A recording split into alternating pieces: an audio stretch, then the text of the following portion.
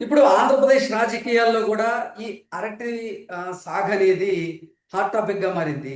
అసలు అరటికి ఆ, ధర లేదు అంటూ జగన్మోహన్ రెడ్డి విమర్శలు చేస్తూ ఉన్నారు. దాన్ని టార్గెట్ గా చేసుకొని ఇప్పుడు కూటమి ప్రభుత్వం మీద ఆయన ఎక్కువ పెడుతూ ఉన్నారు. అయితే కూటమి ప్రభుత్వం కూడా అసలు మీ ప్రభుత్వ హయాంలో అరటికి రేట్ ఎక్కడ ఉంది అంటూ వారు కూడా ఆ, మాట్లాడుతున్నటువంటి నేపథ్యంలో అసలు ఏంటి సార్, దీన్ని ఎలా చూడాలంటే?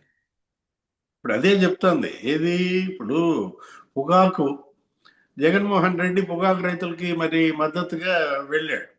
ఏది ఆ మార్కెట్ యార్డ్కి పొదిలి మార్కెట్ యార్డ్కి వెళ్ళినప్పుడు మొత్తం అక్కడ పొగాకు బేళ్లు తొక్కేశారని చెప్పి చెడ్డ పేరు తెచ్చుకున్నాడు. ఉమ్, అట్లాగే మిర్చి గుంటూరు మిర్చి యార్డ్కి వెళ్ళాడు. మిర్చి టిక్కీలు ఎత్తుపోయారు అప్పిరెడ్డి బ్యాచ్ అని మనం చూసాం. ఏది ఉమ్, మీడియాలో కథన. ఉం? లేదు బంగారుపాలెం వెళ్ళాడు. ఏదో మామిడి మామిడిపళ్ళు. 5 ట్రాక్టర్లతో మామిడికాయలు దెక్కించి తొక్కుకుంటూ వెళ్ళాడు. ఈయన వస్తున్నాడు కాబట్టి ఈ రోడ్ల మీద భోంచారు. స్పష్టంగా వీడియోలు మనం చూసాం. ఇదంతా ఏంటంటే ఇది ఒక ప్రహసనంగా మారింది. ఏంటి ఈ జిమ్మిక్కులు ఇవాళ ఇంతకుముందు లాగా లేరు జనం. ఏది జగన్ జిమ్మిక్కుల్ని వాళ్ళు చాలా వెగటుగా తీసుకుంటున్నారు. పాత మూస పద్ధతులు వదులుకోవాలి. జగన్మోహన్ రెడ్డి అయినా కొత్తగా ఏదన్నా జిమిక్స్ చేయండి, అంతే తప్ప. ఇప్పుడు మీరు ఉన్నారు, మీ హయాంలో మామిడి రైతులకి మీరు చేసిన మేలేంటి? పెద్దిరెడ్డి రామచంద్రారెడ్డి ఆయనకి ఎన్ని పల్ప్ ఇండస్ట్రీస్ ఉన్నాయి? ఆ చిత్తూరు జిల్లాలోనే అతను మొత్తం ఆ పల్ప్ ఇండస్ట్రీస్ అందరినీ సిండికేట్ చేశాడని, మామిడి కనీసం ₹2 కూడా కొనే పరిస్థితి లేకుండా, ₹3 కూడా కొనే పరిస్థితి లేకుండా బెదిరించి వాటికి అమ్మించారని. అప్పట్లో సిండికేట్, పల్ప్ ఇండస్ట్రీనే సిండికేట్ కదా. అదే మరి ఈ ప్రభుత్వం ఈయన బంగారుపాలెం మార్కెట్ యార్డ్కి వెళ్ళక ముందే మనం చూసాం మామిడి రైతులను ఏ విధంగా ఆదుకున్నది. ఈ 18 నెలల్లో దగ్గర దగ్గర 250 కోట్లు మామిడి రైతులకు ఇచ్చారు వీళ్ళు. ఉమ్, ఏది ఈ ప్రభుత్వం ఒక్క మామిడి రైతులకు చేసిన సహాయమే 250 కోట్లు. పొగాకు అసలు దేశంలో ఫస్ట్ టైం కొన్నారండి. ఉమ్. దేశంలో ఏ రాష్ట్రము పొగాకు కొనదు, కానీ ఆంధ్రప్రదేశ్ ప్రభుత్వం ఫస్ట్ టైం ఏంటి పొగాకు కొన్నది. దగ్గర దగ్గర 300 కోట్లు బెనిఫిట్ పొగాకు రైతులకు ప్రభుత్వ పరంగా చంద్రబాబు ప్రభుత్వం సహాయపడింది. ఇప్పుడు మనం ఇదే తీసుకుందాం, ఏది అరటి సమస్య లేదని అన్నాం, కానీ పచ్చి అబద్ధాలు ప్రచారం చేసి రైతుల యొక్క నైతిక సామర్థ్యాన్ని దెబ్బతీయకూడదు, ఓకే. వాళ్ళని ఆత్మహత్యల వైపు ప్రేరేపించకూడదు. అది జరుగుతోంది. జగన్మోహన్ రెడ్డి బ్లండర్స్ చేస్తున్నాడు. అంటే నీకు రైతుల మద్దతు కోసం ఇవాళ మద్దతు ధరను అడ్డం పెట్టుకుంటున్నావా? నిన్ను నమ్మి నిన్ను 5 ఏళ్ళు సీఎం చేస్తే వాళ్ళకేం మద్దతు ధర ఇచ్చావు? అందుకు ఉమ్, కదా రైతుల మద్దతు నువ్వు కోల్పోయింది. ఇప్పుడు జగన్ కి మద్దతు కోసం ఇప్పుడు ఈ మద్దతు ధర డ్రామానా? ఉమ్. అదే కనపడుతోంది. ఏది ఈయనకి లేని అపేక్ష రైతుల పైన ఏ విధంగా ఎక్కడి నుంచి వస్తుంది? అదేమంటే ఇన్పుట్ సబ్సిడీ అంటాడు. అంటే ఇన్పుట్ అరటి సబ్సిడీ రైతులు సార్, ఇన్పుట్ అరటి సబ్సిడీ రైతు. అసలు పెట్టిందే చంద్రబాబు. దేశంలో ఉమ్మడి రాష్ట్ర సీఎంగా ఇన్పుట్ సబ్సిడీ రైతులకు ఇవ్వటం ప్రారంభించిందే చంద్రబాబు హయాంలో. ఆయన 9 ఏళ్లు సీఎంగా ఉన్నప్పుడు రైతులకి ఇన్పుట్ సబ్సిడీ ఇద్దాం అంటూ ఒక స్కీమ్ తీసుకొచ్చాడు, పెట్టుబడి రాయితీ ఇవ్వటం అనేది. అది నీకెట్లా, నువ్వు దాన్ని ఎలా క్లెయిమ్ చేసుకుంటావు? ఇప్పుడు అరటి రైతులకు కూడా హెక్టార్కి 50,000 ఇస్తున్నారు, ఇవ్వాలని ఎగ్జాక్ట్. నిర్ణయించారు. హెక్టార్కి 50,000 మరి అరటి రైతులకు ఇస్తుంటే, అంటే ఏదో రకంగా రైతుని నిలబెట్టాలి, రైతుకి మద్దతుగా నిలబడాలి అని ప్రభుత్వం సంకల్పిస్తుంటే, ఇతను రైతులను కూడా రాజకీయం చేసి రెచ్చగొట్టి.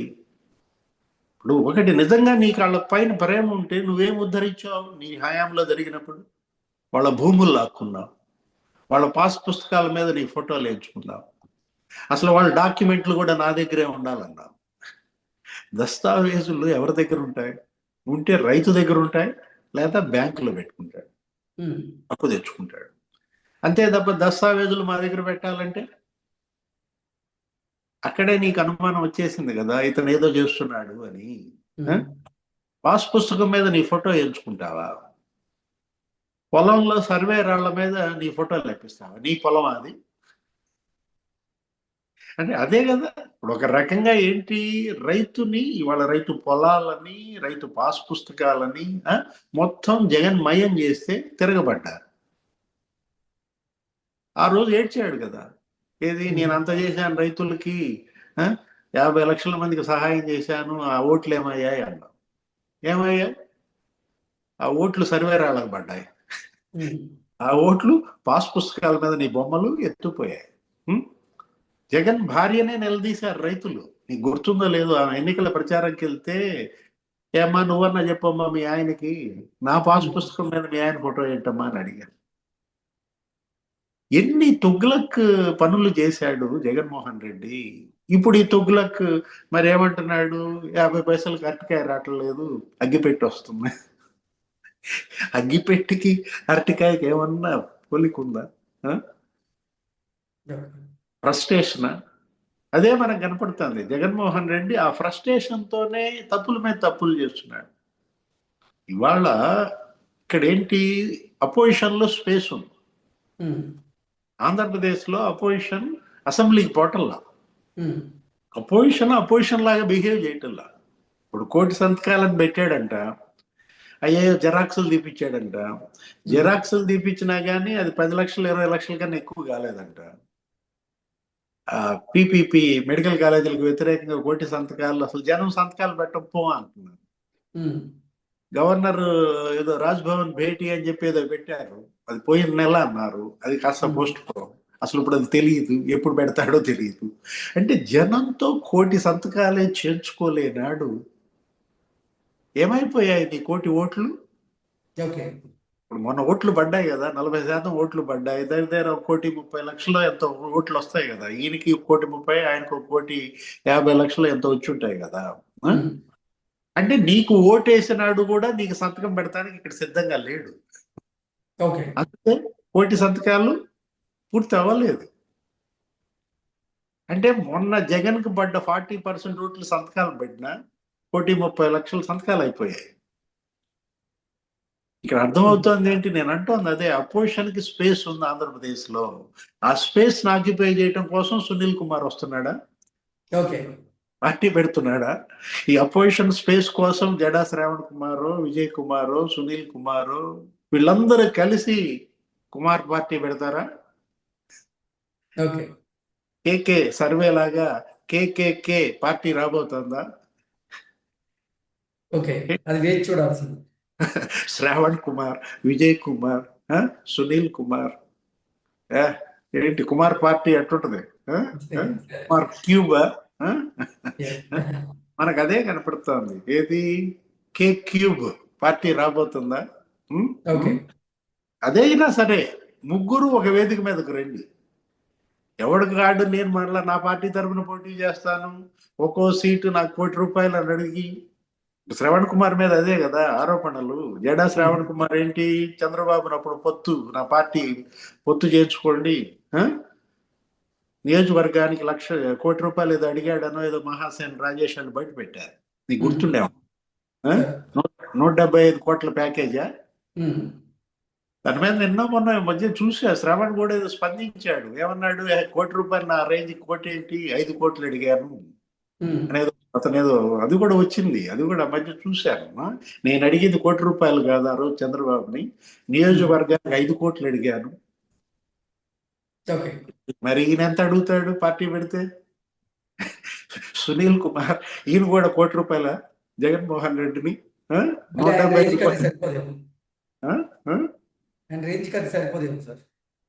175 కోట్ల ప్యాకేజీలోకి వస్తాడా, లేకపోతే మరి 1,000 కోట్ల ప్యాకేజీలోకి వస్తాడా? ప్యాకేజీ కోసమే పార్టీలా? తస్మాత్ జాగ్రత్త అంటోంది అదే. ఏది, వాళ్ళ కాపులు వాళ్ళనేమి వీళ్ళు గతంలో ఉపయోగించుకున్నారు కరివేపాకుల్లా, ఇప్పటికి రాజ్యాధికారం దక్కింది. జగన్ హయాంలో కాపులు తీవ్ర అణిచివేతకు గురయ్యారు. అట్లాంటిది ఇవాళ మరి డిప్యూటీ సీఎంగా పవన్ కళ్యాణ్, జనసేన ఇవాళ అధికారంలోకి రావడం, 100% స్ట్రైక్ రేట్ తో కొట్టారు. బ్రహ్మాండంగా రాజ్యాధికారంలో వాళ్ళ కాపులు భాగస్వాములు అయితే, అబ్బే వాళ్ళు ఎందుకు కొంచెం ఉండనిస్తారు? విసురుతున్నారు గేలం. ఏది కాపులు గేలం విసురుతున్నారా? Okay okay sir, thank you so much. నమస్తే.